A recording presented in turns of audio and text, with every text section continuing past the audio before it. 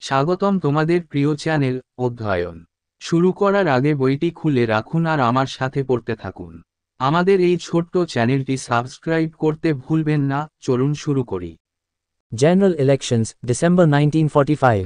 In the winter of 1945 to 46, the general elections in British India were held to elect members of the central and provincial legislatures. সাধারণ নির্বাচন December 1945। 1945 থেকে 46 সালের শীতকালে কেন্দ্রীয় ও প্রাদেশিক আইনসভার সদস্যদের নির্বাচন করার জন্য ব্রিটিশ ভারতে সাধারণ নির্বাচন অনুষ্ঠিত হয়। Election campaign. The two issues that became the main plank of election campaign were the repression of 1942 and the Indian National Army trials. In fact, as soon as they were released from jail, the Congress leaders had taken up the issue of official excesses during 1942. In their speeches, they condemned the official action, recounted stories of repression in detail and promised inquiries.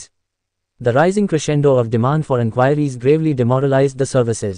The UP governor, Francis Werner Wiley, 1945-47, had himself confessed that such methods had been occasionally used which nobody could defend. নির্বাচনী প্রচারাভিযান যে দুটি বিষয় নির্বাচনী প্রচারণার প্রধান তক্তা হয়ে ওঠে তা হল 1942 সালের দমনপীড়ন এবং ভারতীয় জাতীয় সেনাবাহিনীর বিচার।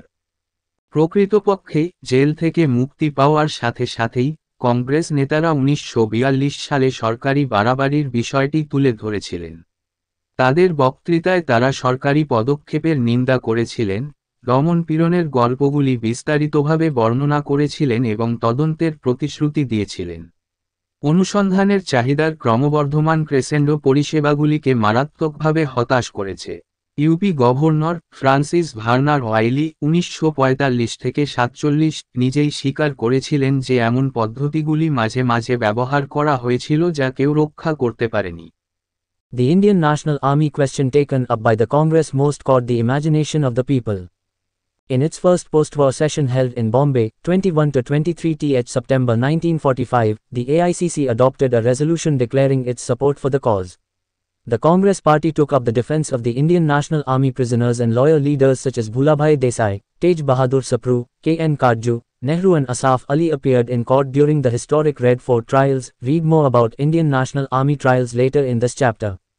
কংগ্রেসের গৃহীত ভারতীয় জাতীয় সেনাবাহিনীর প্রশ্নটি মানুষের কল্পনায় সবচেয়ে বেশি ধরা পড়ে। বম্বেতে অনুষ্ঠিত তার প্রথম যুদ্ধোত্তর অধিবেশনে 21 থেকে 23 সেপ্টেম্বর 1945 এআইসিসি একটি প্রস্তাব গৃহীত হয় যার জন্য তার সমর্থন ঘোষণা করে। কংগ্রেস পার্টি ভারতীয় ন্যাশনাল আর্মির বন্দীদের প্রতিরক্ষা গ্রহণ করেছে এবং আইনজীবী নেতা যেমন ভুলাভাই দেশাই, তেজ বাহাদুর সাপ্রু, কে.এন. কাটোজু, নেহেরু এবং আশাফ আলী ঐতিহাসিক লালকেল্লার বিচারের সময় আদালতে হাজির হয়েছিলেন। ভারতীয় জাতীয় সেনাবাহিনীর বিচার সম্পর্কে আরও পড়ুন পড়ে এই অধ্যায়। The Muslim League fought the elections with the straightforward communal slogan, "A vote for the League and Pakistan was a vote for Islam." Election meetings were held in mosques and pirs. Holy men were asked to issue fatwas, directives, asking all Muslims to vote for the League. Choosing between the Congress and the League was portrayed as choosing between the Gita and the Quran. After such communal propaganda, the results were hardly surprising and the leagues made a clean sweep of the Muslim seats. মুসলিম লীগ সরাসরি সাম্প্রদায়িক slogan দিয়ে নির্বাচনে লড়েছিল, লীগকে vote এবং পাকিস্তান ইসলামের জন্য vote.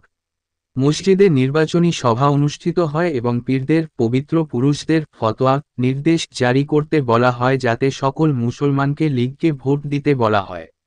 Congress এবং লীগের মধ্যে নির্বাচনকে গীতা এবং কোরআনের মধ্যে নির্বাচন হিসাবে চিত্রিত করা হয়েছিল।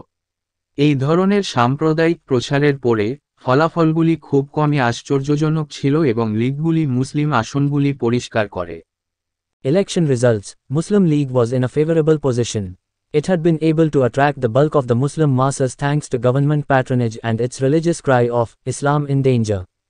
The Congress was also at the height of its popularity, particularly so in anticipation of independence, yet it found itself helpless before the impregnable religious propaganda based on partly real and partly unreal communal differences.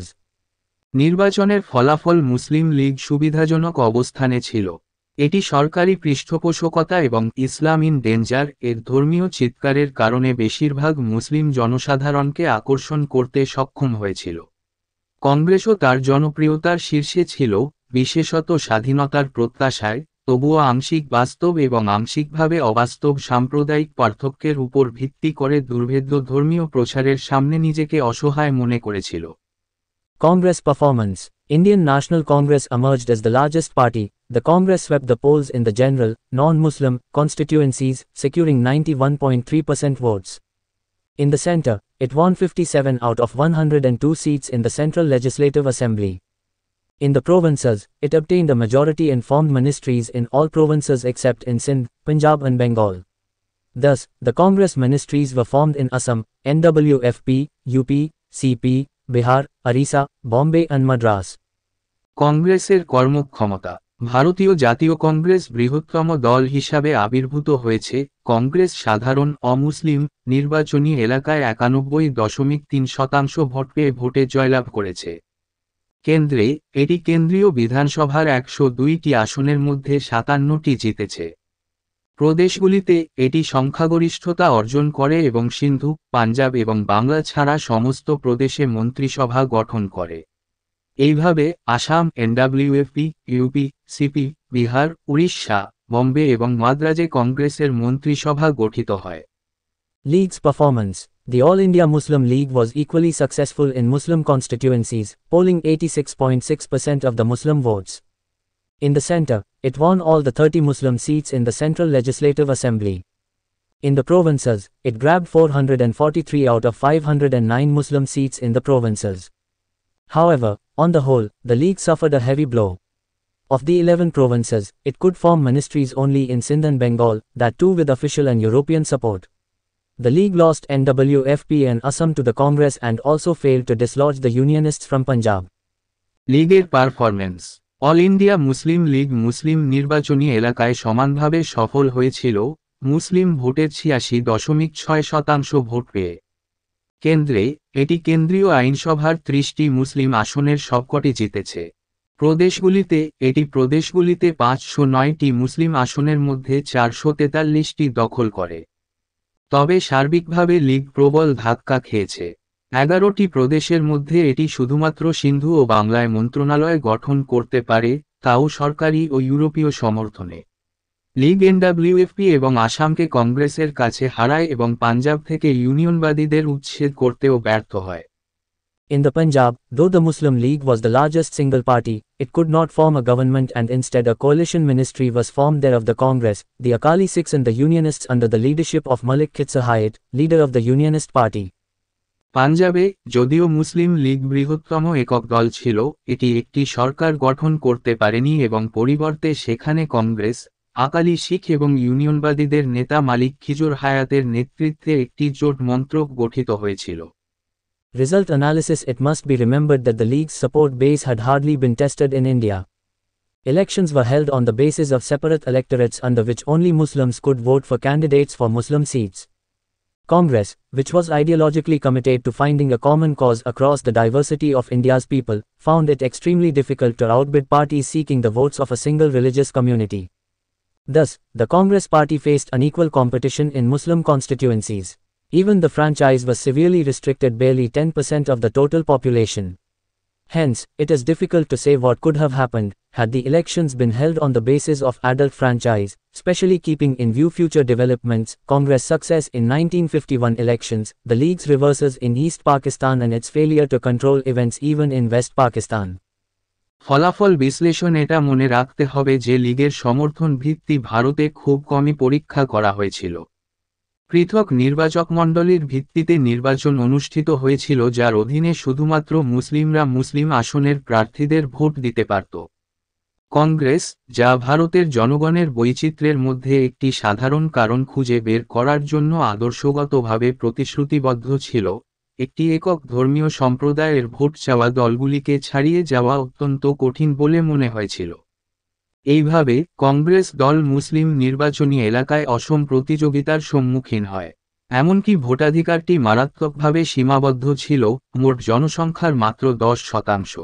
সুতরাং, নির্বাচনগুলি যদি প্রাপ্তবয়স্ক ভোটাধিকারের ভিত্তিতে অনুষ্ঠিত হতো, বিশেষত ভবিষ্যতের অগ্রগতির দিকে লক্ষ্য রেখে কি ঘটতে পারে তা বলা কঠিন। 1951 সালের নির্বাচনে কংগ্রেসের সাফল্য, পূর্ব পাকিস্তানে লীগের বিপর্যয় এবং এমনকি ঘটনাগুলি নিয়ন্ত্রণে ব্যর্থতা পশ্চিম পাকিস্তানে। Significance of general elections 1945. The Indian National Congress emerged as the largest party. The League won all Muslim constituencies, and hence the elections proved to be a strategic victory for Jinnah, even though the party failed to win any other seat. Even though Congress won, the League had united the Muslim vote, and as such it gained the negotiating power to seek a separate Muslim homeland. These were the last general elections in British India. Consequent elections were held in 1951-52 in India and 1970 in Pakistan. 1945 সালের সাধারণ নির্বাচনের তাৎপর্য। ভারতীয় জাতীয় কংগ্রেস বৃহত্তম দল হিসেবে আবির্ভূত হয়। লীগ সমস্ত মুসলিম নির্বাচনী এলাকায় জয়লাভ করে এবং তাই নির্বাচন জিন্নার জন্য একটি কৌশলগত বিজয় হিসেবে প্রমাণিত হয়, যদিও দলটি অন্য কোনো আসনে জয়ী হতে ব্যর্থ হয়। কংগ্রেস জিতে গেলেও লীগ মুসলিম ভোটকে একত্রিত করেছিল এবং তাই এটি একটি পৃথক মুসলিম আবাসভূমি খোঁজার জন্য আলোচনার ক্ষমতা অর্জন করেছিল। এই ছিল ব্রিটিশ ভারতে শেষ সাধারণ নির্বাচন। এর ফলে ভারতে 1951 থেকে 52 এবং পাকিস্তানে 1970 সালে নির্বাচন অনুষ্ঠিত হয়। Cabinet Mission, 1946. Once the elections were over, the Attlee government lost no time in starting negotiations with the leading parties. It sent a high-powered mission of 3 British cabinet members to India to find ways and means of peaceful transfer of power in India. It came to be known as the Cabinet Mission. Cabinet mission 1946। নির্বাচন শেষ হয়ে গেলে অ্যাটলি সরকার নেতৃস্থানীয় দলগুলোর সাথে আলোচনা শুরু করার জন্য কোনো সময় হারায়নি। এটি ভারতে শান্তিপূর্ণভাবে ক্ষমতা হস্তান্তরের উপায় খুঁজে বের করার জন্য 3 জন ব্রিটিশ মন্ত্রিসভার সদস্যের একটি উচ্চ ক্ষমতাসম্পন্ন মিশন ভারতে পাঠিয়েছিল। এটি ক্যাবিনেট মিশন নামে পরিচিতি লাভ করে। Members: 1. Patrick Lawrence, Secretary of State for India. 2. Stafford Cripps, President of the Board of Trade. 3. A.V. Alexander, First Lord of Admiralty. Sadasyara. 1. Pethick Lawrence, ভারতের secretary of state. 2. Stafford Cripps, বাণিজ্য বোর্ডের সভাপতি। 3. A V Alexander, প্রথম admiralty lord. Objections: To find ways and means of peaceful transfer of power in India. To settle চা constitutional issue. উদ্দেশ্য: ভারতে শান্তিপূর্ণভাবে ক্ষমতা হস্তান্তরের উপায় খুঁজে বের করা। Sambidhanika Samasya Samadhanera Janya. Context to Cabinet Mission. By March 1946, India had reached a high point of ferment and the British had sensed that time was running out of their hands due to the following reasons. Impact of the Second World War on India as well as on Britain, mentioned earlier. Impact of sporadic popular unrest throughout the country, mentioned at the end of the chapter.